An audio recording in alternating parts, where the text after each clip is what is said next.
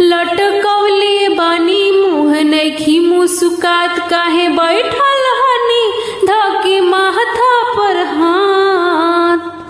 लटकवले बानी मुँह नइखी मुस्कात, काहे बैठल हनी धके माथा पर हाथ।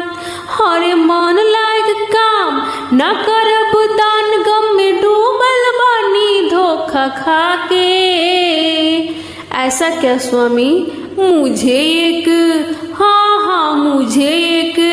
मुझे एक सेविका ने लूटा है, गौरा वाला डीपी बना के। मुझे एक सेविका ने लूटा है, गौरा वाला डीपी बना के। करावत रहे वो पूजा पाठ, जपत रहे नमः शिवाय, तो मान गईली बात जब देवे लगल अपन जान। रौरा हनी ओघरदानी, भोला दानी महादानी, पी के भंगिया के रस करत रहिले मना मानी। दे दिहली वरदान, नहीं आइल मोरा ध्यान, मांगली हलस बैकुंठ धाम के। मुझे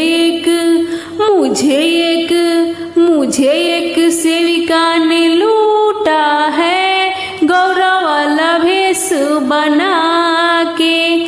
मुझे एक सेविका ने लूटा है, गौरा वाला भेष बना के।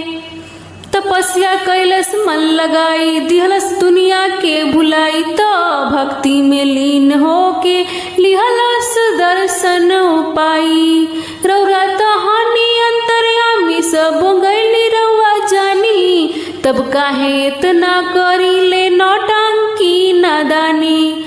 एहो गौरा रानी हम कैसे बताई, लेनी तोह से परीक्षा घुमा फिरा के। मुझे